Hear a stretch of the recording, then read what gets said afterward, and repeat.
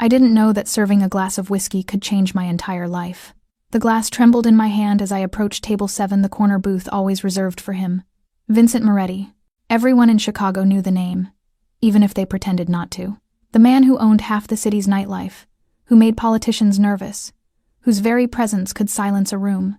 My manager, Tony, had specifically requested I take this table tonight. He asks for you specifically, Isla, he'd said, his voice tight with something between fear and excitement.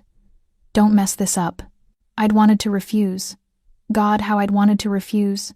But refusing Vincent Moretti wasn't an option for someone like me, a waitress barely scraping by, living in a studio apartment with locks that didn't work and bruises I couldn't explain away anymore. The velvet room was packed tonight, but the space around his booth felt like a void. No one sat within 3 tables of him. His 2 bodyguards stood like statues at either end, their eyes scanning the room with mechanical precision. And there he was. Vincent Moretti sat alone, his dark suit perfectly tailored, his presence commanding even in stillness. He was looking at his phone, his jaw sharp enough to cut glass, dark hair swept back with casual perfection. Everything about him screamed danger, from the cold calculation in his gray eyes to the way his fingers drummed against the table with barely contained violence. I took a breath and stepped forward. My long sleeves covered most of the damage, but I'd been careless this morning. The bruises on my wrists peeked out where the fabric had ridden up, purple and yellow fingerprints that told a story I desperately wanted to hide. Your whiskey, Mr. Moretti, I said quietly, setting the glass down with shaking hands. He didn't look up. Macallan 25. Not what I ordered. My heart sank. I'm sorry. I can. Leave it. His voice was low, controlled. The kind of voice that didn't need to rise to command absolute obedience. I nodded, ready to retreat, when his hand shot out and caught my wrist. Not hard, not cruel, but firm enough to stop me in my tracks. What happened to your arm? The question hung in the air like smoke. I froze, acutely aware that every person in his vicinity had stopped pretending not to watch us. My pulse hammered against his fingers. Nothing. I'm clumsy. I bruise easily. His eyes lifted to mine for the first time, and the impact nearly knocked the air from my lungs. Gray, cold, assessing, but with something burning beneath the ice that I couldn't name. You're lying, Mr. Moretti. I really should. He turned my wrist gently, exposing the full extent of the bruising. His jaw tightened almost imperceptibly. Sit down. I can't. I'm working. I own this restaurant. Sit down. The world tilted. He owned it? Since when? I glanced desperately at Tony, who gave me a frantic nod from across the room. With trembling legs, I slid into the booth across from him. Vincent released my wrist but didn't look away. Up close, he was even more devastating, a sculpture of masculine power and barely leashed danger. A thin scar cut through his left eyebrow, the only imperfection in an otherwise flawless face. How long? He asked. I don't know what you're... How long has someone been putting their hands on you? My throat closed. No one had asked me that. Not my coworkers who saw me covering bruises with makeup. Not my neighbors who heard the fights through paper-thin walls. Not the police officer who'd taken my statement 3 months ago and told me there was nothing they could do without evidence. Why do you care? The words came out sharper than intended, defensive. Something flickered across his face. Answer the question, Isla. He knew my name. Of course he knew my name. Vincent Moretti knew everything. 6 months, I whispered, hating myself for the admission. But it's complicated. I'm handling it. Boyfriend? Husband? Ex-boyfriend. He doesn't accept that it's over. Vincent's fingers stilled on his glass. The temperature in the booth seemed to drop 10 degrees. When he spoke again, his voice was silk over steel. Name? No, absolutely not. That wasn't a request. And I don't take orders from you. The defiance surprised even me. I started to slide out of the booth, but his next words stopped me cold. You're pregnant. The world stopped spinning. I stared at him. My mouth dry. My mind racing. What? No. I'm not. You are. His eyes dropped to my stomach, then back to my face. How far along? I'm not pregnant, I said, but my voice wavered. The missed period. The nausea I'd attributed to stress. The exhaustion I couldn't shake. No, it wasn't possible. It couldn't be. But the way Vincent looked at me with absolute certainty made something inside me crack. Who's hurting you? he asked again. And this time his voice was different, quieter, lethal. And is he the father? Before I could answer, before I could process any of this nightmare, the restaurant's front door burst open. Garrett, my ex-boyfriend, stood in the entrance, his face flushed with rage, his eyes scanning the room until they locked on me. He started forward, pushing past a hostess, and I felt my blood turn to ice. Vincent saw him, saw my reaction, and when he stood from the booth, slowly unfolding to his full 6'3" height, the entire restaurant held its breath. "Stay behind me," Vincent said softly. It wasn't a suggestion, it was a promise of protection and violence. Everything happened in slow motion and lightning speed all at once. Garrett was halfway across the restaurant when Vincent's bodyguards materialized like shadows, blocking his path. But Garrett was too drunk, too angry, too entitled to recognize the danger he'd just walked into. "Get the fuck out of my way," he snarled, trying to push past them. "Isla, get your ass over here. We need to talk." I couldn't move. My legs had turned to stone, my breath trapped somewhere between my lungs and throat. This was the nightmare I'd been running from for 6 months. Garrett finding me at work, making a scene, dragging me back into the hell I'd barely escaped. But I wasn't alone this time. Vincent stepped around the booth with predatory grace, positioning himself directly in Garrett's line of sight. The restaurant had gone completely silent. Even the kitchen staff had stopped moving. "You're in my establishment," Vincent said, his voice carrying despite its quietness. "Making threats, disturbing my guests." His pause was deliberate, weighted, frightening someone under my protection.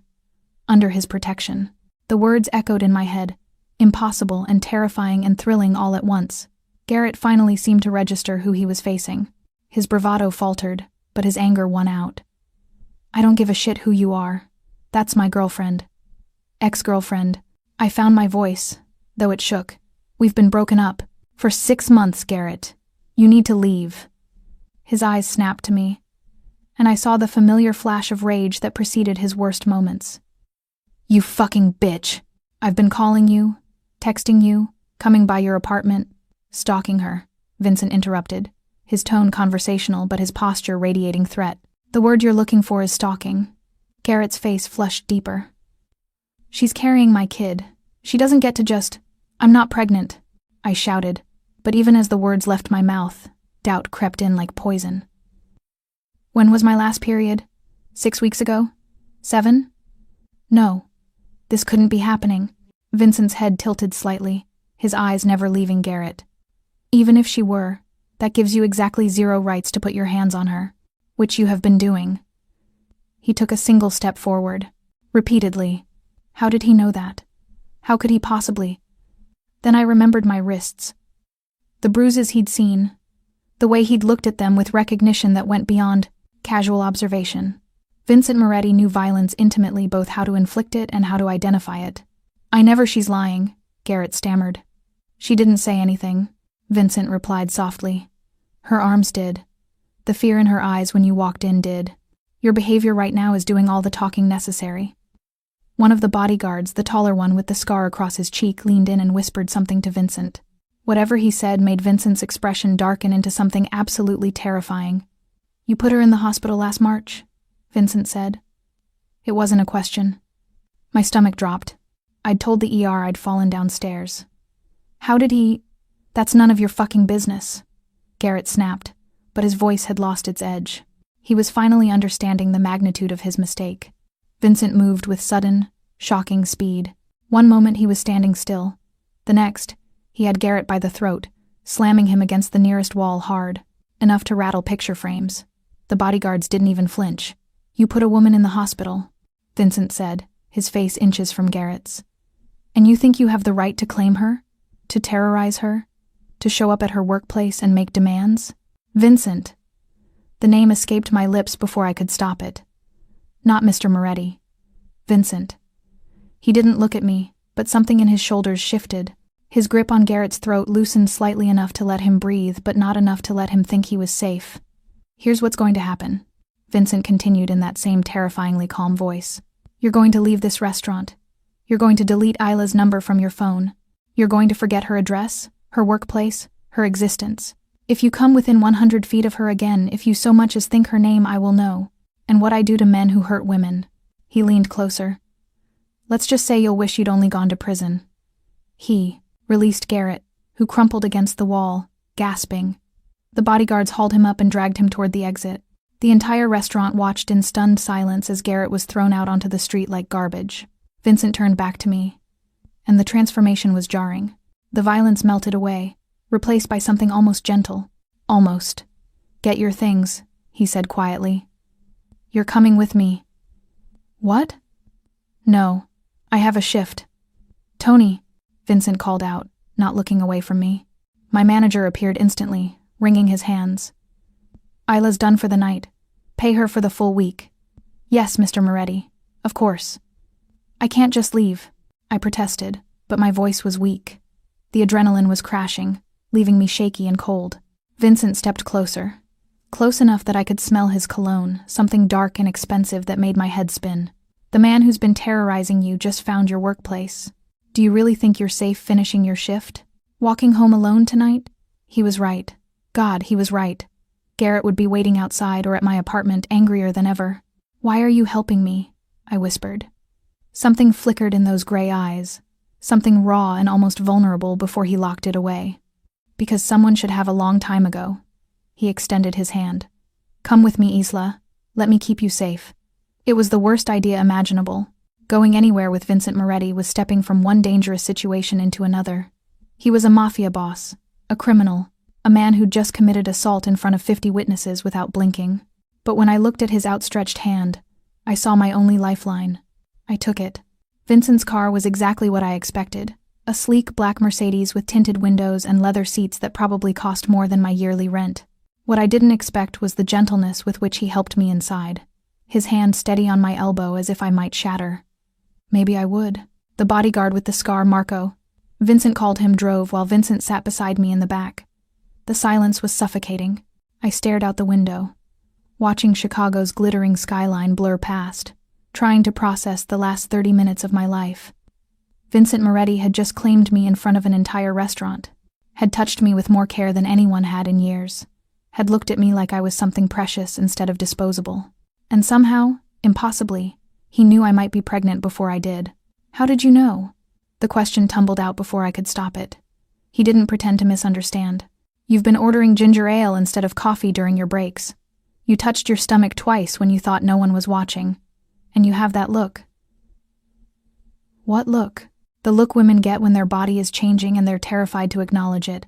His jaw tightened. I've seen it before. The weight of his words hung between us. There was a story, their pain wrapped in careful control. But before I could ask, he continued. When was your last period? Heat flooded my face. That's incredibly personal. Isla.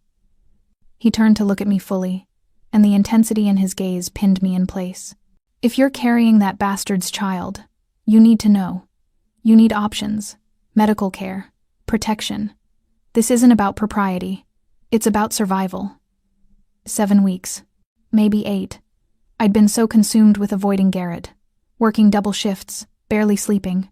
I'd told myself the stress was throwing everything off. I don't know, I whispered. Maybe 7 weeks. Vincent pulled out his phone, typed something quickly. Dr. Castellano will meet us at my penthouse. She's discreet, and she'll do a full examination. Your penthouse? No. Take me home. I can't, this is too much. Your apartment has a broken lock and a fire escape that leads directly to your window. I checked. The casual way he said it should have terrified me. Instead, I felt something else, something dangerous that felt almost like relief. You've been watching me. For 3 months. No apology in his voice, no shame. Since the night you waited on my table and I noticed the bruises you tried to hide with foundation. Since I heard you tell another waitress you were handling a difficult situation. Since I realized no one was protecting you. My breath caught. Why? The Mercedes pulled up to a towering building in the Gold Coast, all glass and steel and obscene wealth. Vincent's building, clearly. He still hadn't answered my question. Marco opened the door, and Vincent guided me out with that same careful touch. The lobby was marble and chandeliers, and the concierge nodded respectfully as we passed. The elevator required a key card for the penthouse level. We rode up in silence, my heart hammering against my ribs. When the doors opened directly into his apartment, I nearly forgot to breathe. The space was massive floor-to-ceiling windows, overlooking the lake, modern furniture in blacks and grays. Art that probably cost more than my entire existence. But it wasn't cold. Books lined one wall, and there was a worn leather chair by the window that looked actually lived in. "The guest room is down that hall," Vincent said, removing his suit jacket. "Dr. Castellano will be here within the hour. Are you hungry?" I should have been. I couldn't remember my last real meal, but my stomach was twisted in knots. "I need answers first. You said you've been watching me for 3 months. You knew about the hospital. You know where I live, where I work. Why, Vincent? Why do you care what happens to me?" He crossed to the bar, poured himself 2 fingers of whiskey, drank half before answering. "My sister." His voice was rougher than I'd heard it. Her name was Gabriella. She was 19 when she met a man who seemed charming, successful. By the time we realized what he was doing to her, she was too afraid to leave, too convinced she deserved it. Oh God, I was 25, still trying to prove myself in my father's organization, too busy building an empire to notice my baby sister was dying inside. He finished the whiskey. "She got pregnant, thought it would make him stop. It made him worse. Vincent, she lost the baby at 6 months, internal injuries from when he kicked her down a flight of stairs. His hands gripped the glass so tightly I thought it might shatter. She survived 2 more weeks before she took a bottle of pills and never woke up. Tears burned my eyes. I'm so sorry. I killed him." He said it simply, factually, slowly. And I swore I would never let it happen again. Not when I could prevent it. Not when I could see the signs. He turned to face me fully, and the raw pain in his expression nearly broke me. "So when I saw you 3 months ago, covering bruises and flinching at sudden movements, I couldn't look away. I had Marco dig into your background. Found the hospital report, the police statement that went nowhere. The ex-boyfriend with 2 prior domestic violence complaints that were dropped when his victims got too scared to testify. You've been protecting me this whole time. Trying to." He moved closer, stopping just beyond arm's reach. "Tonight," he escalated. "Found your workplace. Made threats in public. Men like him don't stop, Isla. They get worse until someone makes them stop. Or until someone ends up dead," I whispered. "Not you." The absolute certainty in his voice sent shivers down my spine. "Never you. Not while I'm breathing." The intercom buzzed. "Dr. Castellano is here, sir." Vincent's eyes never left mine. "Last chance to walk away. I'll have Marco take you anywhere you want to go. But if you stay, if you let me help you, everything changes." I thought about my tiny apartment with its broken lock, about Garrett's rage-filled face, about the possibility of a life growing inside me, conceived in violence. And I thought about the man, standing before me, offering protection wrapped in danger, safety laced with threat. "I'm staying." Something fierce and possessive flashed across his face. "Then you're mine to protect now. Completely." The way he said mine should have scared me. Instead, it felt like the first solid ground I'd stood on in months. Dr. Castellano was nothing like I expected. Mid-50s, with kind eyes and salt and pepper hair pulled into a neat bun. She looked more like someone's beloved aunt than a physician who made house calls to mafia bosses at midnight. "Isla, is it?" She smiled warmly, setting down her medical bag in the guest room Vincent had guided us to. "I'm Dr. Castellano, but you can call me Maria. Vincent tells me you may need a pregnancy test and a full examination." Vincent had retreated to give us privacy, but I could feel his presence just beyond the door, a dark, protective force I was becoming increasingly aware of. "I don't know if I'm ready to know," I admitted, my voice barely, above a whisper. Maria's expression softened with understanding. "Take all the time you need. But from what Vincent shared, you've been through significant trauma. Whether or not you're pregnant, you should be examined. Those bruises need proper documentation. Evidence. The things the police had said they needed but never seemed sufficient when Garrett's lawyer got involved. Vincent said you're discreet. I've been the Moretti family physician for 15 years. Discretion is part of my oath to them and to you. Whatever we discuss, whatever I find, it stays between us, unless you want it shared." Something in her steady gaze made me trust her. Maybe I was desperate. Maybe I was just tired of carrying everything alone. "Okay," I breathed. "Let's do this." The examination was thorough and surprisingly gentle. Maria documented each bruise with clinical precision, her jaw tightening when she found the older marks, the ones that had yellowed and faded but told their own violent story. "Defensive wounds on your forearms," she murmured, photographing them. "Classic patterns. And these around your throat?" I closed my eyes, remembering the night Garrett had choked me until I saw stars, then cried and apologized and promised it would never happen again. It happened again 2 weeks later. "You're very brave," Maria said softly. "It takes incredible strength to survive what you've survived." "I don't feel brave. I feel stupid for staying as long as I did. That's what abusers do, Isla. They make you question your own judgment, your own worth. But you got out. You're here. That's what matters." She helped me sit up, then pulled out a small test kit. "Ready?" My hands shook as I took it. "What if I am? What if I'm carrying his?" "Then you have choices. All of them yours. No one, not Garrett, not Vincent, not anyone gets to decide what happens to your body." 5 minutes later, I stared at 2 pink lines that changed everything. Positive. The room. Tilted. Maria steadied me with practiced hands, guiding me to sit on the bed. "Breathe, Isla. Just breathe." But I couldn't. The air wouldn't come. I was pregnant with Garrett's baby. A man who'd put me in the hospital, who'd choked me, who'd made every day a living hell. And now I'd be tied to him forever, through custody battles and child support, and stop. Maria's firm voice cut through my spiraling thoughts. "I can see where your mind is going, but you're getting ahead of yourself. First, we need to establish how far along you are. Make sure you're healthy. And then, and only then, do you start thinking about next steps." "He'll use this against me," I whispered. "Garrett. He'll say I can't leave him now. He'll fight for custody just to punish me. He'll—" A knock on the door interrupted my panic. Vincent's voice came through, controlled but concerned. "Is everything all right?" Maria looked at me questioningly. I nodded, unable to speak. Vincent entered, his eyes immediately finding mine. Whatever he saw in my expression made him cross the room in 3 strides. "Tell me. I'm pregnant." The words tasted like ash. 8 weeks, maybe. I'm pregnant with his baby. I expected disgust, pity, maybe even disappointment that I was more complicated than he'd bargained for. Instead, Vincent's jaw tightened with something that looked almost like rage, but not at me. "That changes nothing," he said flatly. "It changes everything. I can't just— It changes nothing." He crouched in front of me, bringing us eye level. "You think I'm going to walk away because you're carrying a child? You think that makes you less deserving of protection? It makes me a liability, a complication.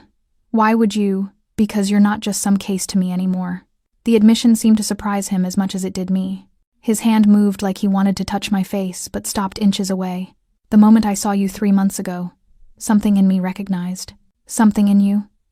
I've tried to keep my distance, tried to tell myself I was just preventing another tragedy. But that's a lie. My heart was beating so hard I could hear it. Vincent, I want you safe. I want you protected. And I want you to have every choice that was stolen from you." His gray eyes burned with intensity. "If you want to keep this baby, I'll make sure you have the resources and security to raise it without ever fearing him again. If you don't, I'll arrange the best care available. If you need time to decide, you'll have it. But you will never face this alone." Tears spilled down my cheeks. "You don't even know me. I know you're strong enough to survive what would have broken most people. I know you're kind because I've watched you comfort crying customers and cover shifts for coworkers. I know you're brave because you left when staying would have been easier." His voice dropped lower. "And I know I haven't been able to stop thinking about you for 3 months, which is 3 months longer than I've thought about anyone in years." Maria quietly excused herself, giving us privacy. But I barely noticed. I was drowning in Vincent's proximity, his words, the impossible situation we were in. "This is insane," I breathed. "You're a mafia boss. I'm a waitress carrying my abuser's baby. This isn't— we can't— I've built an empire on impossible situations," he said. "This is just one more." "But why? Why me?" His hand finally made contact, brushing away my tears with surprising gentleness. "Because when I look at you, I see something worth protecting. Something worth keeping. And I've learned that when something matters, you don't let it go." Before I could respond, his phone buzzed. He glanced at it, and his entire demeanor shifted from intense to lethal in a heartbeat. "What is it?" I asked. His jaw clenched. "Garrett just posted bail. He was arrested outside the restaurant for public intoxication and assault." He looked at me, and I saw something dark and dangerous in his expression. He's making threats on social media. About you. About finding you. My blood turned to ice. He knows I'm not at my apartment. He doesn't know you're here. No one does except Marco and Dr. Castellano. Vincent stood, pulling out his phone. But he's going to escalate. Men like him always do. What are you going to do?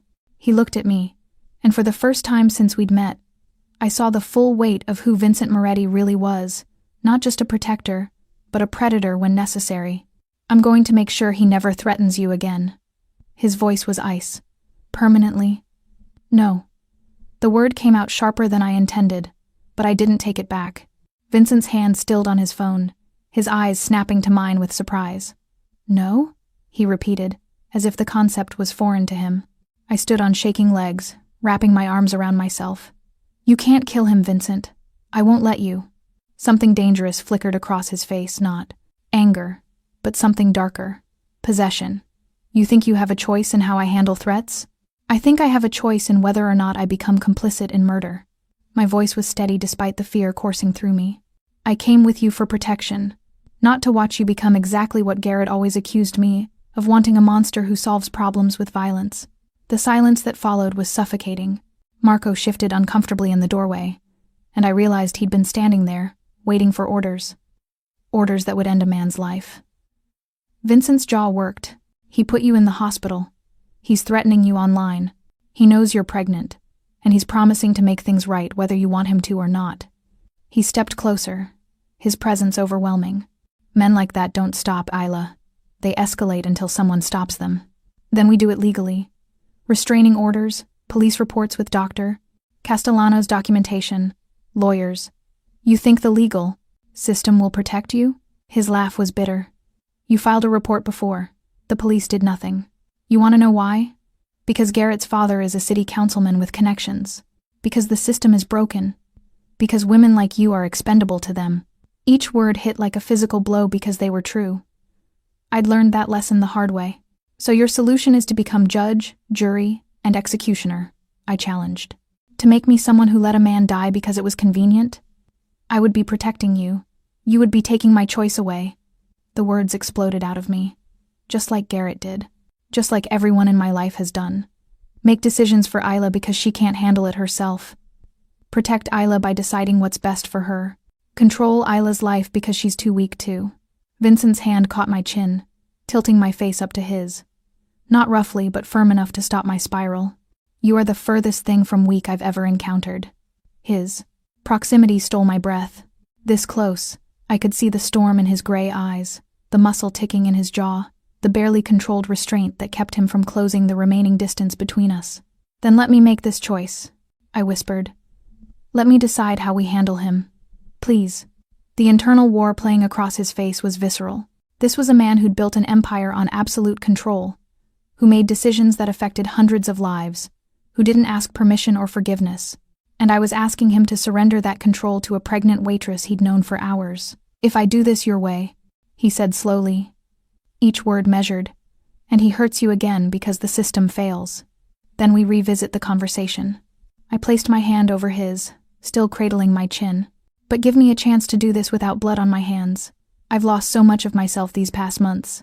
Don't let me lose this too. His thumb brushed my cheekbone, a gesture so tender it made my chest ache. You have 1 week, 7 days to try it your way. But the moment he crosses a line, the moment I think you're in danger, all bets are off.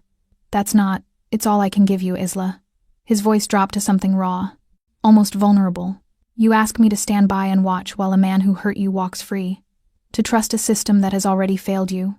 That's asking me to go against every instinct I have. I understood then. This wasn't about control. It was about his sister, about watching Gabriella suffer while he'd trusted the wrong things, believed the wrong people. He'd lost her because he hadn't acted soon enough. And now I was asking him to wait again. 1 week, I agreed quietly. And I need you to teach me.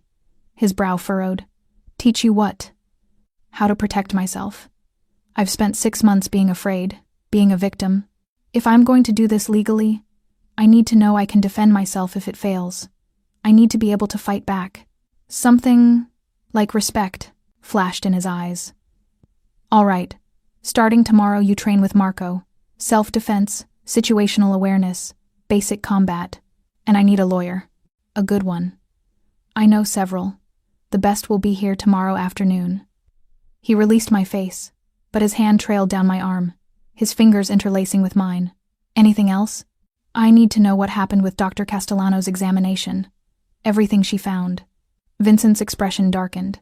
She documented 17 separate injuries in various stages of healing, some as old as 6 months, others as recent as last week. His grip on my hand tightened. He fractured one of your ribs that healed incorrectly. You have nerve damage in your left shoulder. And there's evidence of... He stopped, his jaw clenching so hard I thought his teeth might crack. Evidence of what? I pressed. Strangulation. Multiple instances. The kind that could have killed you. His voice was barely controlled fury. You're lucky to be alive, Isla. Do you understand that? A few more seconds of pressure. One more incident, you wouldn't be standing here. The room spun. I'd known it was bad, but hearing it catalogued like evidence in a trial made it real in a way I'd been avoiding. Hey. Vincent's other hand cupped my face, forcing me to focus on him. You survived. You're here. You're safe.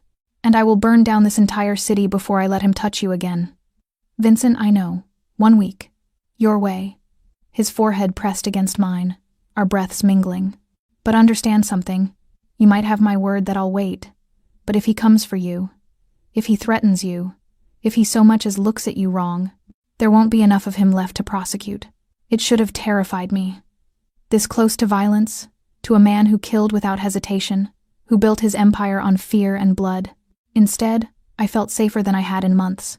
I need to sleep, I said quietly. This is all too much. The guest room is yours. No one will disturb. He pulled back reluctantly. Marco will be outside your door. I'll be in my office handling some business. If you need anything, I'll find you. He nodded, then did something that stopped my heart. He lifted my hand to his lips, pressing a kiss to my knuckles that was somehow more intimate than anything we'd shared. Sleep well, Isla. Tomorrow, we start fighting back. As I closed the guest room door behind me, I heard him on the phone with someone, his voice cold and businesslike. I need a full surveillance package on Garrett Mitchell. I want to know everywhere he goes, everyone he talks to, every breath he takes. And get me Thomas Brennan on the line. I need the best criminal defense attorney in Chicago, and I need him working for Isla by noon tomorrow. I should have objected to the surveillance. Should have insisted on boundaries. But as I lay in the most comfortable bed I'd felt in years, in a penthouse owned by a Mafia boss who'd threatened to kill for me, I realized something terrifying. I was starting to trust Vincent Moretti. And even more terrifying, I was starting to want him. I woke to sunlight streaming through floor-to-ceiling windows and the smell of fresh coffee. For 3 blissful seconds, I forgot where I was. Then reality crashed back: the pregnancy, Garrett's threats, Vincent's deadly promise. A soft knock preceded the door opening. A woman in her 30s with sharp eyes and a no-nonsense expression entered carrying a tray. Good morning, Miss Isla. I'm Sophia, Mr. Moretti's housekeeper. I've brought breakfast and some clothes that should fit. Mr. Moretti thought you might want something comfortable for training. Training? Right. I'd asked Vincent to teach me how to fight back. The clothes were perfect athletic leggings, a sports bra, and a loose tank top, all in my size. How did he... Mr. Moretti is very thorough, Sophia said, as if reading my mind. A small smile played at her lips.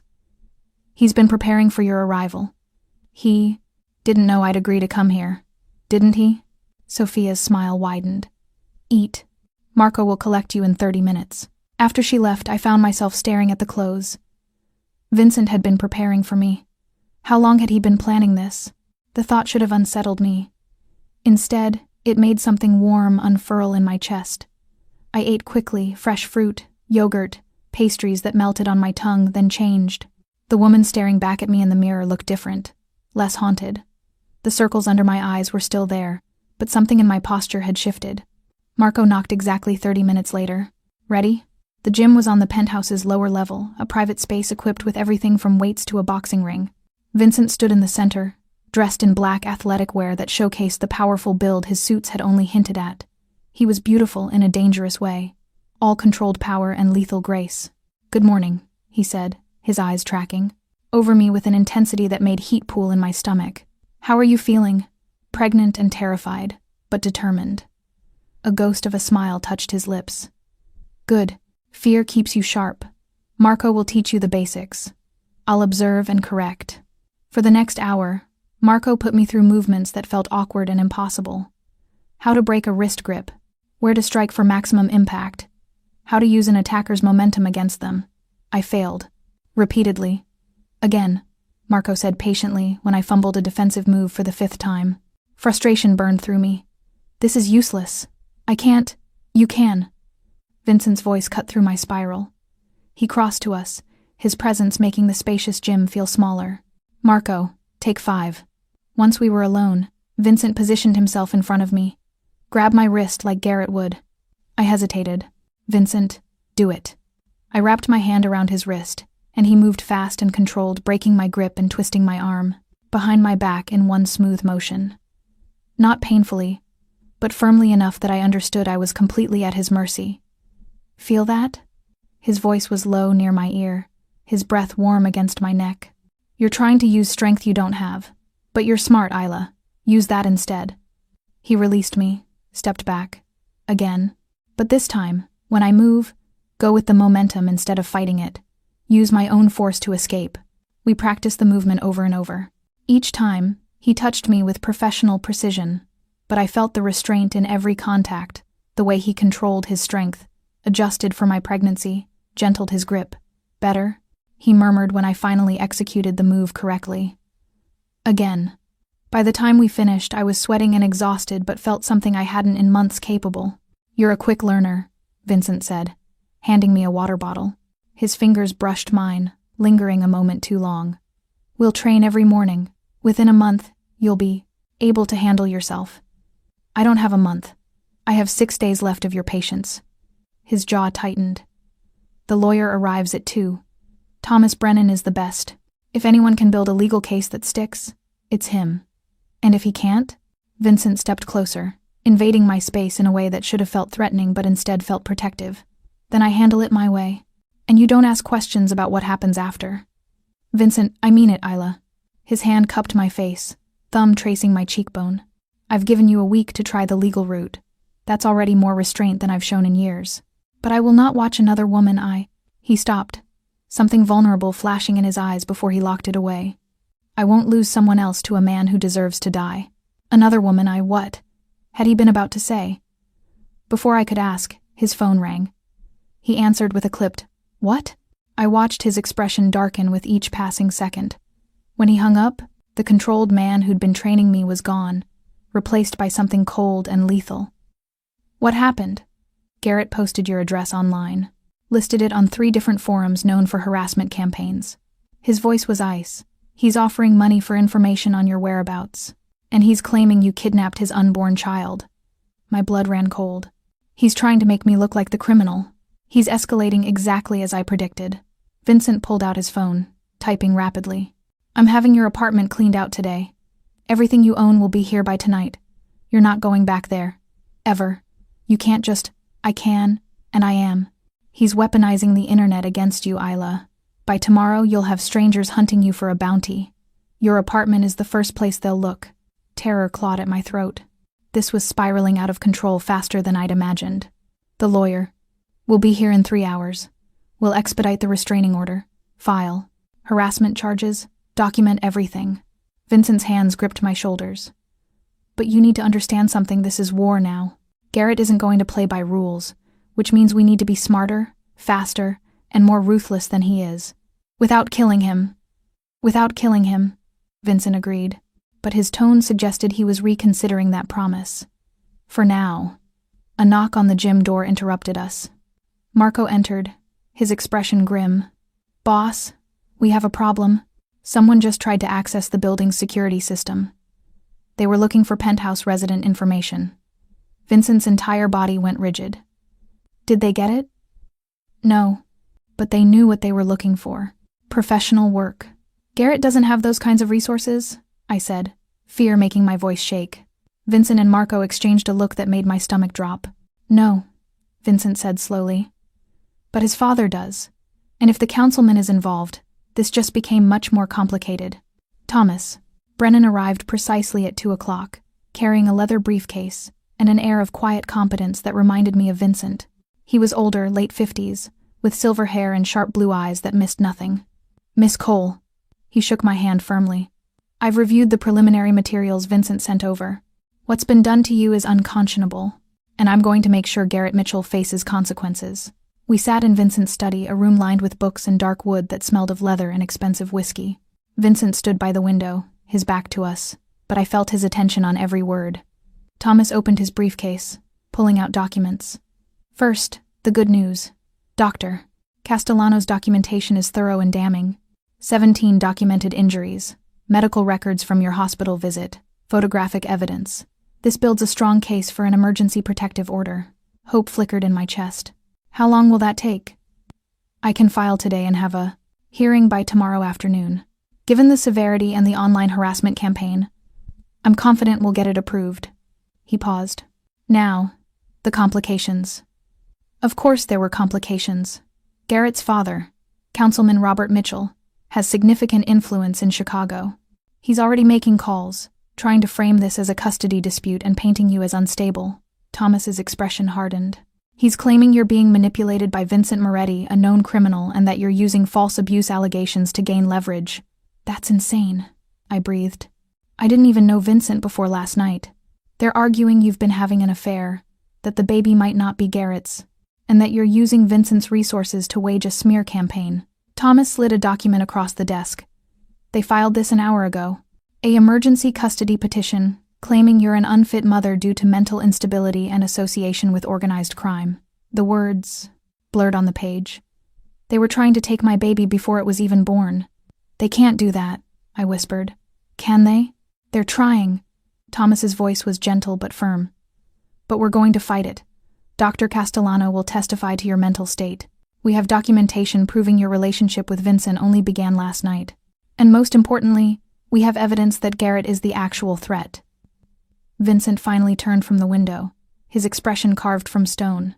What about the online harassment? The bounty he posted? Cyber harassment charges. We're documenting everything, archiving the posts before he can delete them. Thomas looked at me. Isla, I need to ask you some difficult questions. About the abuse, the timeline, the pregnancy. Can you handle that right now? I nodded, even though my hands were shaking. For the next hour, I relived every horrible moment. The first time Garrett hit me and apologized with flowers. The escalation from shoving to choking. The night he put me in the hospital and I lied to protect him because I was terrified of what he'd do if I told the truth. Vincent's knuckles went white against the windowsill. Thomas documented everything with clinical precision, but his eyes held compassion. You've been incredibly brave, Isla. These aren't easy things to speak about. Will it be enough? My voice cracked. Enough to keep him away from me? From my baby? With Vincent's resources backing the legal strategy, yes.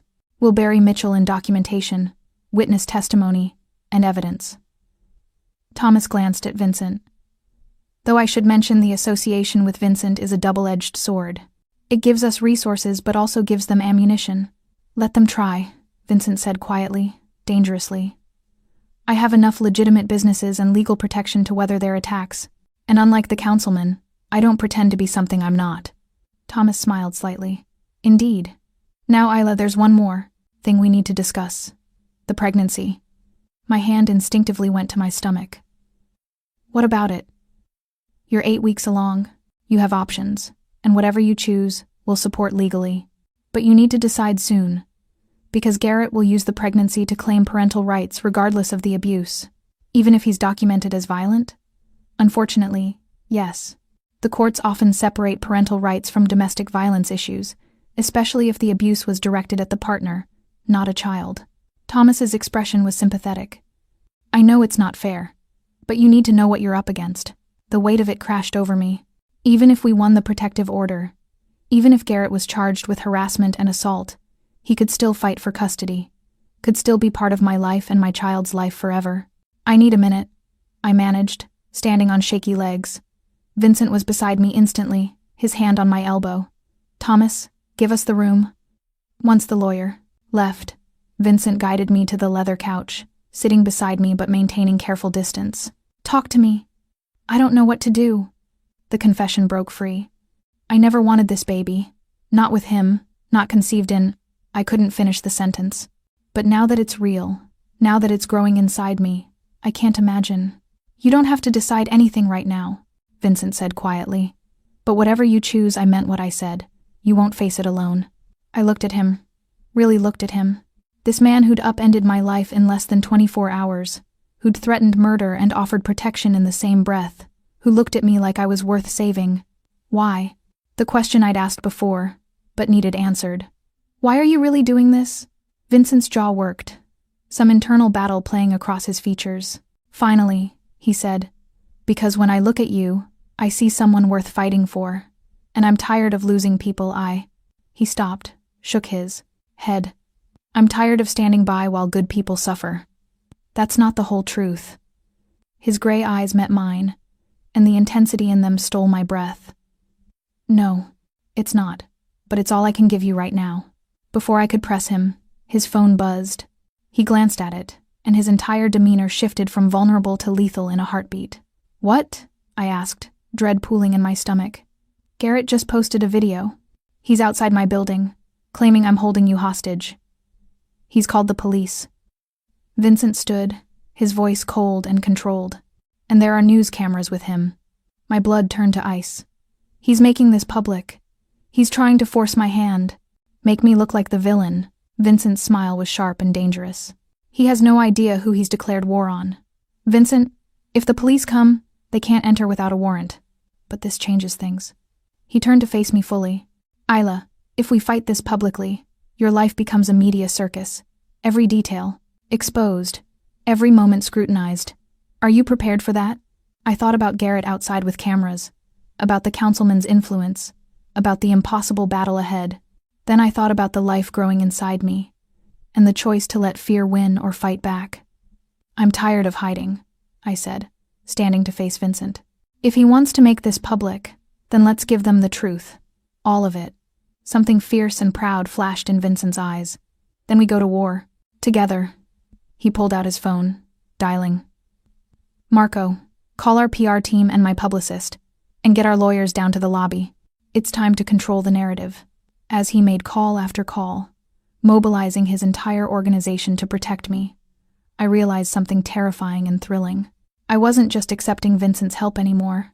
I was choosing him. 20 minutes later, I stood beside Vincent, in front of a bank of microphones in his building's lobby. My hands trembled, but his steady presence beside me kept me grounded. Outside, through the glass doors, I could see Garrett with his father, the councilman. News vans lined the street. This was really happening. You don't have to do this, Vincent murmured, his hand at the small of my back. Say the word, and I'll handle it differently. I knew what differently meant. The violent solution he'd promised to avoid. No, this is my story to tell. Thomas Brennan stepped up to the microphones first, his voice carrying authority. Good afternoon. My name is Thomas Brennan, and I represent Miss Isla Cole. We're here to address the false allegations being made by Garrett Mitchell and correct the public record. He outlined the facts with clinical precision, the documented abuse, the hospital visit, the harassment campaign. Each word was a hammer blow against Garrett's narrative. Then it was my turn. Vincent's hand squeezed mine once before I stepped forward. The cameras felt like predators, but I forced myself to look directly into them. My name is Isla Cole. 6 months ago, I ended a relationship with Garrett Mitchell after he put me in the hospital. My voice shook but held. For 6 months, he stalked me, harassed me, and threatened me. Last night, he found me at my workplace and made violent threats in front of witnesses. I pulled back my sleeves, showing the bruises Dr. Castellano had documented. Gasps rippled through the small crowd of reporters. These are from him. I have 17 documented injuries from our relationship, all detailed in medical records that will be presented to the court. I took a breath. I'm 8 weeks pregnant. The baby is Garrett's, conceived before I left him. He's now using this pregnancy to claim parental rights while simultaneously terrorizing me. That's a lie, Garrett's voice carried from outside. Security held him back, but his face was twisted with rage. She's making this up because she's fucking a gangster. Tell them, Isla. Tell them about your affair with Moretti. Something inside me snapped. I met Vincent Moretti for the first time last night when Garrett stalked me to my workplace, I said clearly. Mr. Moretti witnessed Garrett's threats and offered protection when the legal system failed me. The only crime here is that a man documented as violent thinks he has the right to control my body, my choices, and my future. Vincent stepped beside me then, and the cameras went wild. He didn't touch me, didn't claim me, but his presence spoke volumes. Miss Cole came to me seeking protection from a documented abuser, Vincent said, his voice carrying that quiet authority that made people listen. I have resources the average citizen doesn't. I choose to use them to help someone who deserves better than what she's received from both her abuser and a system that failed her. You're a criminal. Councilman Mitchell shouted. You have no right. I have every right to offer sanctuary to someone in danger. Vincent's smile was sharp. Unless you'd prefer I let your son continue his pattern of violence? Is that the family legacy you want in the public record, Councilman? The threat was subtle but clear. Vincent had dirt on the Mitchell family, and he wasn't afraid to use it. Thomas stepped forward again. We've filed for an emergency protective order, along with charges of harassment, stalking, and assault. All documentation, including medical records and witness statements, have been submitted to the court. We ask that Miss Cole's privacy be respected during this difficult time. What about the baby? A reporter shouted. Will Garrett have custody rights? The question I'd been dreading. That's a private medical matter, Thomas said firmly. Miss Cole is exploring all her options with appropriate medical and legal counsel. What she decides about her pregnancy is no one's business but her own.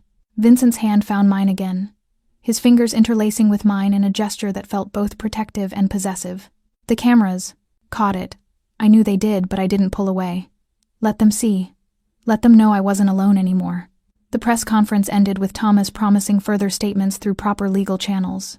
Security escorted us back to the elevator while reporters shouted questions, and Garrett's threats echoed through the lobby. Once the elevator doors closed, my knees gave out. Vincent caught me, pulling me against his chest. You did perfectly. You were strong and clear, and gave them nothing they could twist. He looked so angry, I whispered into his shirt. I've never seen him that angry. Good. Angry men make mistakes. Vincent's hand stroked my hair. Let him rage. Every threat he makes now is documented. Every action is evidence. The elevator opened to the penthouse, and Sophia was waiting with worried eyes. I have tea ready. And Dr. Castellano called. She wants to check on you after all the stress. I nodded numbly, letting Sophia guide me to the living room. But when I sat down, the reality of what I'd just done crashed over me. I'd declared war on Garrett and his powerful father on national television. Vincent crouched in front of me, his hands taking mine. Breathe, Isla. You're safe here. Am I? I looked at him. His father is a councilman. They have resources, connections, power. And I have more. Vincent's voice was absolute certainty. I've been building my empire for 15 years.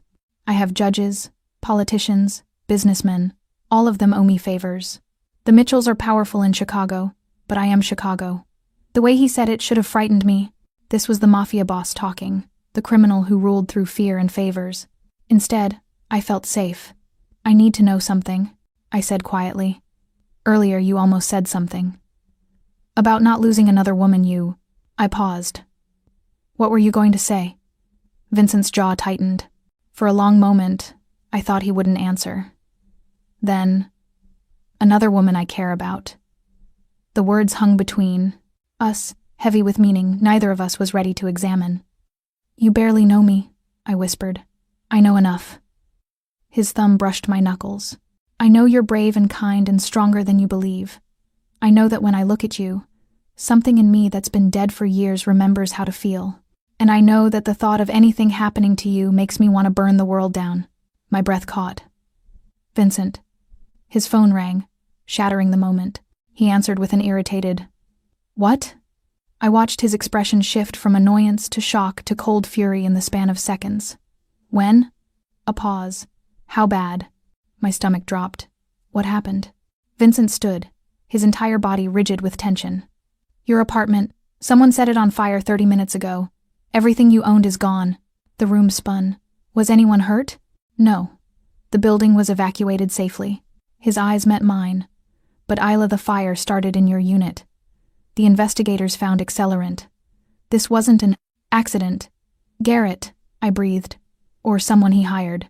Vincent's voice was ice. They're trying to destroy evidence and send a message. What message? His hand cupped my face, his eyes burning with protective fury. That if they can't have you, they'll destroy everything you have left. His jaw clenched. Your week just ended. This is arson, destruction of property, and attempted intimidation. He just crossed the line. What are you going to do? Vincent's smile was cold and sharp. I'm going to remind the Mitchell family why people fear the Moretti name. No. Vincent's head snapped toward me, surprise flickering across his features. Isla. I said no. I stood on shaking legs, wrapping my arms around myself. You gave me a week. It's been one day. The fire, yes, it's terrifying. But we don't have proof it was Garrett. Who else would it be? I don't know, but I won't let you start a war based on assumptions. My voice cracked. Everything I owned is gone. Every photograph of my mother, every keepsake, every piece of my life before this nightmare, it's all ash. Don't take my principles, too. The silence stretched between us, thick with tension. Vincent's hands clenched and unclenched at his sides, the only sign of his inner battle. You're asking me to stand by while they destroy you piece by piece, he said quietly, dangerously. I'm asking you to trust me, to trust that I know what I can handle. You're 8 weeks pregnant, traumatized, and just watched your entire life burn on the news. Forgive me for thinking you might not be the best judge of what? Heat flared in my chest. My own limitations? My own choices? You sound just like him, Vincent. Just like every man who's ever decided what I can and can't handle. The words hit him like a physical blow. I saw it in the way he flinched, the way something raw and wounded flashed across his face. I am nothing like him, he said, his voice low and strained. Then prove it. Let me fight this my way for the time you promised me. 6 more days. Isla, please. I stepped closer, close enough to feel the heat radiating from his body. I need this, Vincent. I need to know I tried everything before we crossed that line. His hand came up, cupping my face with devastating gentleness. And if trying gets you killed? Then at least I'll die knowing I stayed true to myself. That's not comfort. His thumb brushed my cheekbone. That's a nightmare I'll have to live with. The raw emotion in his voice undid something inside me. This wasn't just about control or protection. He genuinely couldn't bear the thought of losing me. Just like he'd lost Gabriella. I'm not your sister, I whispered. I'm not going to disappear because you give me space to make my own choices. Vincent's jaw clenched. You don't know that. Neither do you. But you have to let me try. I covered his hand with mine. 6 more days. If they escalate again, if there's another direct threat, we do it your way. I promise. The war playing across his face was visceral, every instinct screaming at him to take control, to eliminate the threat, to protect me the only way he knew how. But something in my eyes must have reached him because he finally, reluctantly, nodded. 6 days, but we do this strategically. He pulled out his phone. Thomas will expedite the protective order. Marco will increase security. And you don't leave this penthouse without me or one of my men. Non-negotiable. Deal. His hand lingered on my face a moment longer before he stepped back, already making calls. I watched him transform from the vulnerable man who'd almost broken to the calculated Mafia boss who commanded empires. But I'd seen beneath the mask now, and I couldn't unsee it. Doctor. Castellano arrived an hour later, her face etched with concern. Isla, how are you holding up after all this stress? I don't know, I admitted as she guided me to sit. Everything's happening so fast. She did a quick examination, checking my blood pressure and heart rate. Elevated but not dangerously so. The baby seems fine, but stress like this isn't ideal for early pregnancy. Her expression softened. Have you thought about what you want to do? About the pregnancy? The question I'd been avoiding. I don't know, I whispered. Part of me wants nothing to do with anything connected to Garrett. But another part. I touched my stomach. This baby didn't ask to be conceived in violence, and maybe something good can come from something terrible. There's no wrong answer, Isla.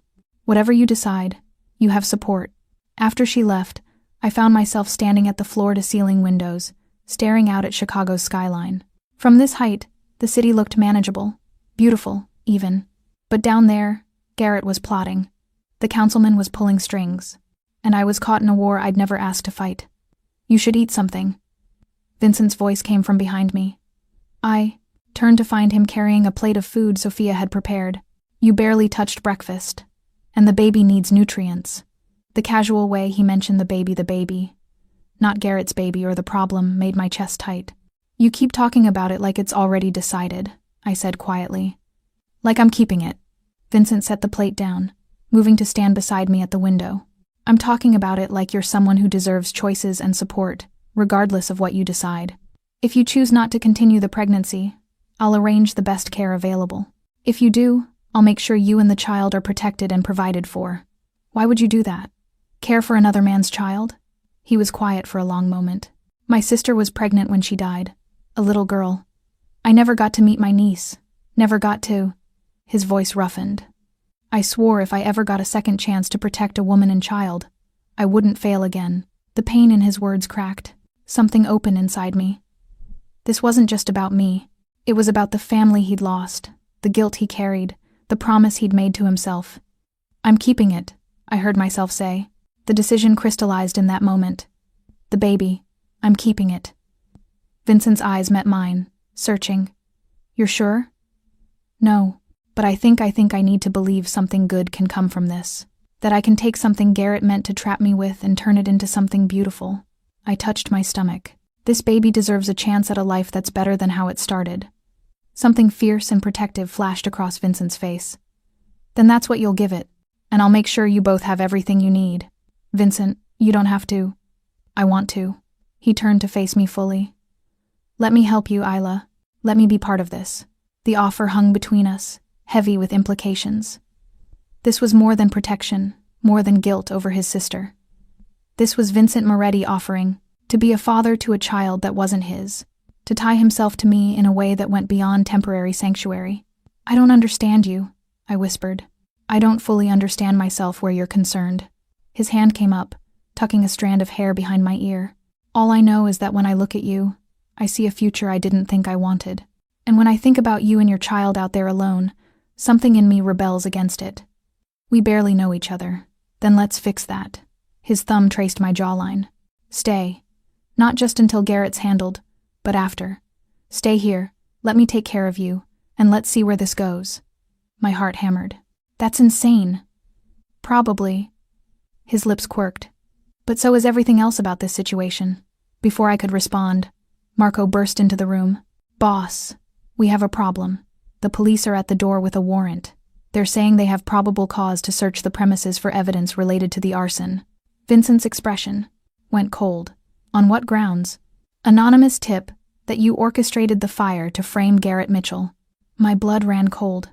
They're trying to make you look guilty. Make it seem like you're manipulating everything. Vincent's jaw tightened. Marco, call our lawyers. Nobody searches anything until they arrive. He turned to me. Isla, whatever happens in the next few hours, trust me. This is them playing dirty, but we're prepared. The doorbell rang, followed by heavy knocking. Chicago PD. We have a warrant. Vincent squeezed my hand once. Stay calm. Say nothing without Thomas present. Understand? I nodded, terror clawing at my throat. As Vincent went to deal with the police, one thought consumed me. Garrett wasn't just fighting dirty anymore.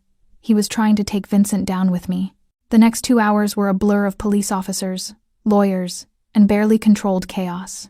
Vincent remained calm throughout, answering questions with calculated precision, never rising to the bait when they tried to provoke him. I sat in the living room with Thomas beside me, watching Vincent handle interrogation like a chess master playing against amateurs. Mr. Moretti, where were you between 3 and 4 p.m. today? Detective Morrison asked, his notepad ready. In a meeting with my accountant? I have security footage, phone records, and witness testimony. Vincent's voice was bored. Would you like me to provide all 3, or will one suffice? We'll need everything. Morrison's eyes shifted to me. And Miss Cole? Where were you? Here, with Dr. Castellano and Mr. Moretti's housekeeper, Sophia. Also documented. Convenient. Morrison muttered. Thomas stood. Detective, unless you have actual evidence connecting my clients to this arson, this feels like harassment. My clients both have alibis, and frankly, they're the victims here. Victims? Morrison's laugh was harsh. Mr. Moretti is a known criminal, with a history of allegations never proven in court, Thomas interrupted smoothly. Unlike Mr. Garrett Mitchell, who has documented evidence of violence against Miss Cole. Perhaps you should be investigating who actually had motive to destroy her belongings and intimidate her into silence.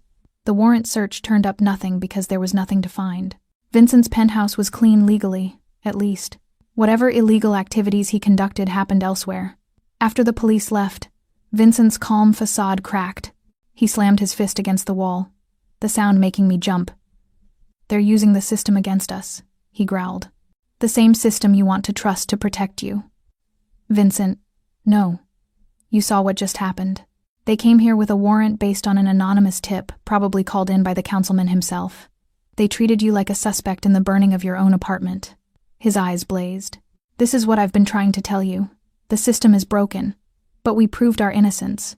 We had alibis. This time, what about next time? What happens when they manufacture evidence we can't disprove?" He crossed to me, his intensity overwhelming. "How many attacks are you willing to endure before you let me end this?" My hands shook. He was right, I could feel it in my bones. The Mitchells were escalating, using their power and connections to make us look guilty. But surrendering to violence meant losing the last piece of who I was. "4 more days," I whispered. "You promised." Vincent's jaw clenched so hard I thought his teeth might crack. But before he could respond, his phone rang. He answered it with a clipped, "What?" I watched his expression shift from anger to shock to something I'd never seen before, fear. "When?" A pause. "Is she alive?" Another pause. "I'm on my way." He hung up, his face pale beneath his tan. "What happened?" I asked, dread pooling in my stomach. "That was the hospital. Someone matching your description was just admitted to the ER, beaten, unconscious." His eyes met mine. "They used your name, Isla. Your ID." The world tilted. "But I'm right here. That's impossible. Unless someone stole your identity from your apartment before they burned it." Vincent was already moving, grabbing his jacket. "Marco, get the car. Why would someone pretend to be me and get hurt?" Vincent's expression was grim. "To make it look like I did it. They'll claim I beat you, that you escaped and went to the hospital, that everything you said at the press conference was lies. The elaborate setup stole my breath. This is insane. This is war." He gripped my shoulders, and they just escalated beyond anything I anticipated. "If that woman dies, if she dies while using your identity, you could be charged with fraud. I could be charged with attempted murder, and Garrett walks away clean. We have to go to the hospital. We have to prove I'm here, that I'm fine." "No. We document everything here first.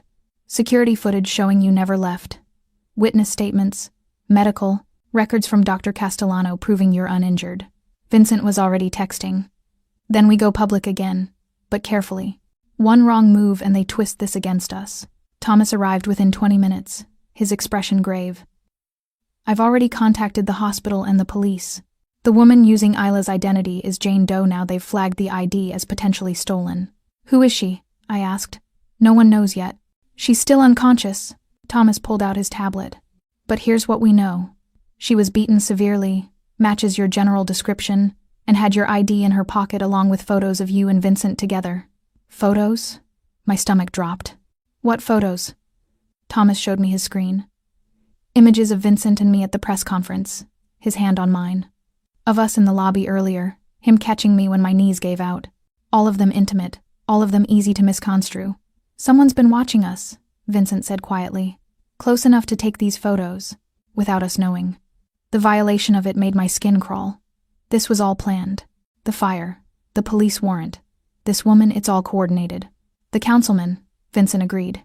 "He's pulling every string he has to discredit you and implicate me, make you look like a liar and me look like a violent criminal. So what do we do?" Vincent's phone buzzed again. He read the message, and something dark and dangerous crossed his face. "What?" I demanded. "The woman just regained consciousness. She's asking for police protection." He paused. "From me. She's claiming I hired her to impersonate you and beat her when she tried to back out." The room spun. This was it, the trap closing around us. "They're going to arrest you," I whispered. "Probably." Vincent's voice was ice-cold calm. "Which means I have a choice to make. Turn myself in and trust the system to prove my innocence. Or," his eyes met mine, and I saw the predator beneath the civilized veneer. "Or I disappear with you before they arrive. Take you somewhere they can't reach us while Marco handles this legally." He stepped closer. "But that means running, Isla. Leaving Chicago, maybe the country, becoming exactly what they're accusing us of being. My heart hammered. That's not a choice. That's admitting guilt. That's survival. His hand cupped my face. Because if I'm arrested, you're alone and unprotected. Garrett will come for you, and there won't be anyone to stop him. Sirens wailed in the distance, growing closer. They're coming, Marco said from the doorway. Boss, what do we do? Vincent's eyes never left mine. What's it going to be, Isla? Do we stay and fight legally? Or do we run? The sirens grew louder. And I had 30 seconds to decide both our fates. We stay. The words left my mouth before I'd fully processed them. But the moment they were out, I knew they were right. Vincent's eyes widened slightly. Isla, we stay and fight. I grabbed his hand, holding tight. Because running makes us guilty. Running means they win. And I didn't survive 6 months of hell just to let Garrett and his father destroy everything. The sirens were deafening now, right outside the building. If I'm arrested, then Thomas gets you out. We have alibis, evidence, security footage. That woman, whoever she is, she's lying. And we can prove it. My voice strengthened with each word. You told me you built an empire. You told me you have judges and politicians in your pocket. Now's the time to use that power the right way. Something shifted in Vincent's expression, surprise melting into respect, then into something fiercer. You're sure? I'm terrified. But I'm sure. He pulled me against him, his forehead pressing to mine. You're either the bravest woman I've ever met or the most foolish. Maybe both. His lips brushed my temple, a gesture so tender it made my chest ache. Then we do this together. But Isla, if things go wrong, if they separate us, they won't. If they do, he insisted, Marco will get you somewhere safe. You trust him, understand? Whatever he says, you follow. Before I could respond, heavy footsteps echoed in the hallway. Thomas positioned himself at the door, his phone already recording. Mr. Moretti, Miss Cole, not a word without me present, he instructed. The door burst open. Detective Morrison entered with 4 uniformed officers, a warrant in his hand. Vincent Moretti, you're under arrest for conspiracy to commit assault and fraud. Morrison's smile was triumphant. You have the right to remain silent. On what evidence? Thomas demanded. Witness testimony from the victim, who identified Mr. Moretti as the man who hired and subsequently attacked her when she tried to back out of their arrangement. That's impossible, I said, stepping forward. Vincent was here with me all afternoon. We have... Save it, Miss Cole. We know you'd say anything to protect him. Morrison's eyes were cold. We also have questions.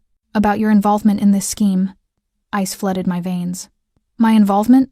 A woman is in the hospital beaten nearly to death while carrying your ID. Either you hired her and Moretti attacked her, or you're complicit in identity fraud. Either way, you're coming with us for questioning. Absolutely not, Thomas interjected. Miss Cole is a victim here. Her apartment was burned, her identity stolen. Or she orchestrated it for sympathy. Morrison gestured to his officers. Take them both. Everything happened in slow motion. An officer moved toward me with handcuffs, and Vincent's entire body went rigid. Don't touch her, he said quietly, dangerously. The officer hesitated, sensing the threat. Vincent. I touched his arm. It's okay. Let them. We have nothing to hide. His jaw clenched, but he nodded once. The officer cuffed me gently, and I watched as they did the same to Vincent. The sight of him in handcuffs, this powerful man who commanded empires, made my heart fracture. This is a mistake, Thomas said, his phone still recording everything. My clients are cooperating fully, but be advised every action you take is being documented. When this is proven false, we'll be filing harassment charges. Morrison ignored him, leading us out. The lobby was a circus. Reporters had somehow been tipped off, cameras flashing as we were walked out in handcuffs. I heard shouting, questions hurled like weapons. Miss Cole, did Vincent Moretti force you to lie? Mr. Moretti, did you orchestrate the fire? Is the baby even real? I kept my head up, refusing to look away. Let them see. Let them see a pregnant woman being arrested for the crime of seeking protection.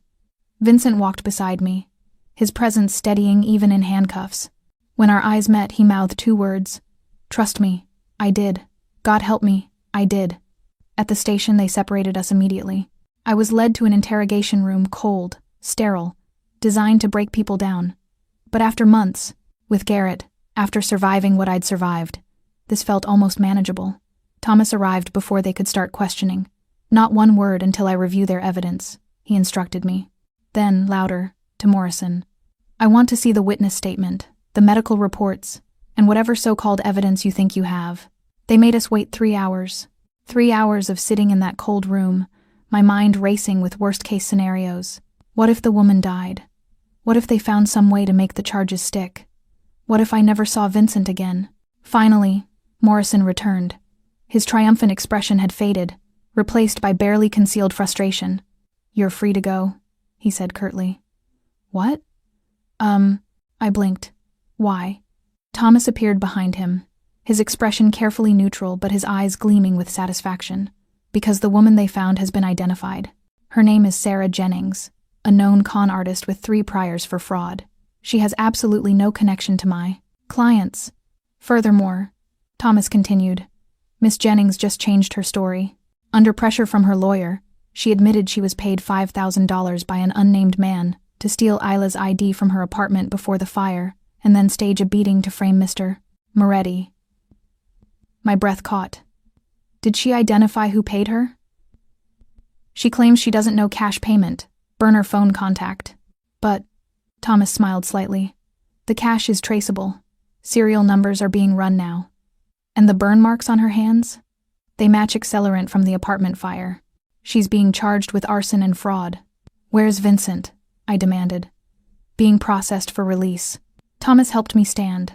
"The charges are dropped, Isla. You're both free." I sagged with relief, but it was short-lived. Because as Thomas led me out, I heard Morrison on the phone in the hallway. "Yes, Councilman Mitchell, I understand. The case fell apart, but we'll find another angle. Your son deserves justice." They weren't giving up. This was just round 1. Vincent was waiting in the lobby, his jaw dark with stubble, his eyes finding mine immediately. He crossed to me in 3 strides and pulled me into his arms. "Are you okay?" he murmured against my hair. "They're not stopping." I heard Morrison, the councilman, is pushing for more. Vincent pulled back, his hands framing my face. "Let them come. We just proved we can beat them legally. You were right, Isla. You were right to make us stay and fight." But even as he said it, my phone buzzed. A text from an unknown number. This was just a warning. "Drop the charges against my son.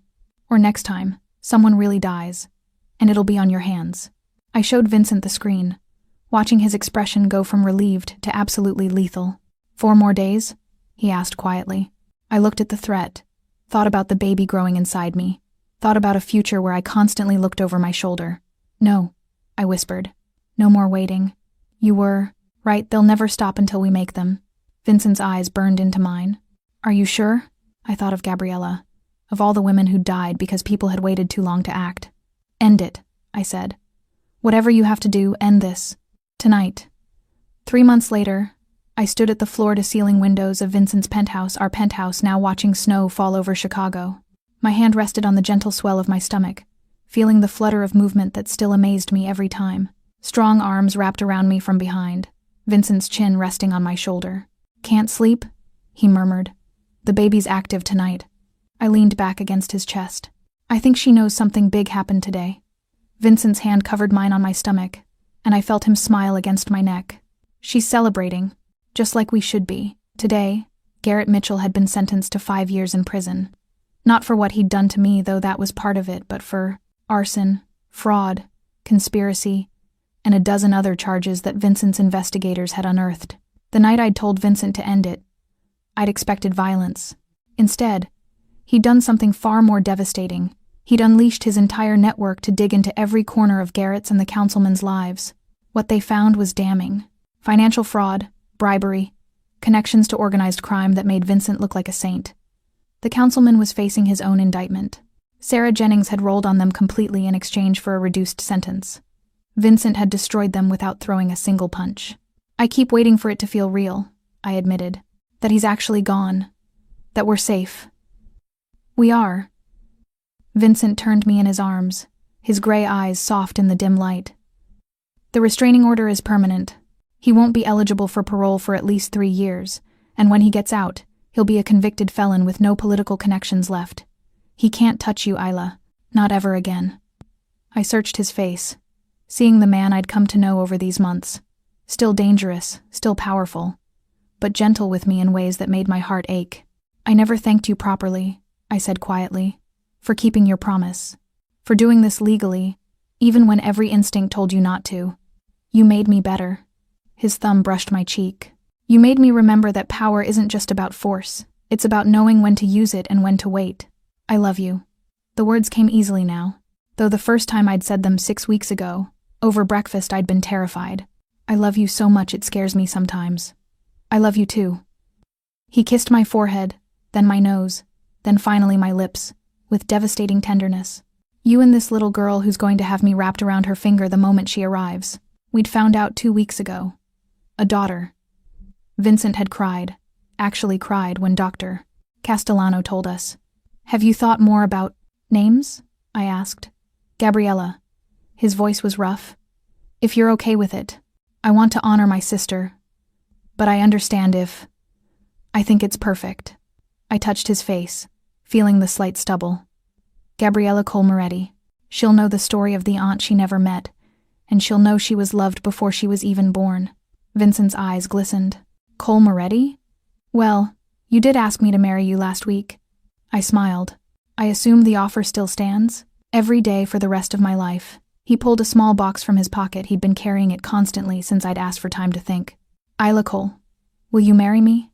Will you let me spend every day proving I'm worthy of you? You already proved it. I took the box, opening it to reveal a stunning emerald ring, my birthstone, not a diamond. So perfectly, Vincent. Yes, 1,000 times yes. He slid the ring on my finger, then kissed me until I forgot how to breathe. When we finally pulled apart, both breathless, he pressed his forehead to mine. I never thought I'd have this, he admitted. A family, a future that wasn't built on violence and fear. You have it now. I took his hand, placing it on my stomach. We all do. As if in agreement, the baby kicked against his palm. Vincent's face lit up with wonder, the same expression he got every time he felt her move. She's going to be so loved, he whispered. So protected. Nothing will ever hurt her. Or smother her. I raised an eyebrow. We're not raising her in a bubble, Vincent. She gets to make mistakes, take risks, supervised risks, small risks, tiny, heavily monitored risks, with backup plans. I laughed, the sound echoing through our home. We're going to have our hands full with you as a father. And you as a mother who thinks training in self-defense at age 4 is reasonable. It is reasonable. We dissolved into laughter. And in that moment, I couldn't remember ever being happier. The trauma hadn't disappeared. I still had nightmares sometimes, still flinched at unexpected noises. But Vincent was patient, holding me through the panic attacks, celebrating every small victory. And I was healing, slowly, imperfectly, but genuinely. What are you thinking? Vincent asked, studying my face. That 3 months ago, I thought my life was over. That serving you whiskey was the worst thing that could have happened. I smiled. Turns out it was the best. For both of us. He kissed me again, slow and deep. Come back to bed. You need rest. I need you. His eyes darkened with heat. The doctor said I'm healthy and cleared for all activities. I took his hand, leading him toward our bedroom. And I want my fiancé. Hours later, wrapped in his arms with snowflakes dancing outside our windows, I felt something I never thought I'd feel again. Peace. Vincent? I murmured sleepily. Thank you for protecting me. But more than that, thank you for believing I was worth protecting. His arms tightened around me. Always, mi amore, always. As I drifted off to sleep, I thought about the future stretching before us. There would be challenges. Vincent's world wasn't simple, and blending my life with his would take work. But we'd face it together. Me, Vincent, and our daughter Gabriella. A family built not on violence or fear, but on love, trust, and second chances. The best kind of family there was.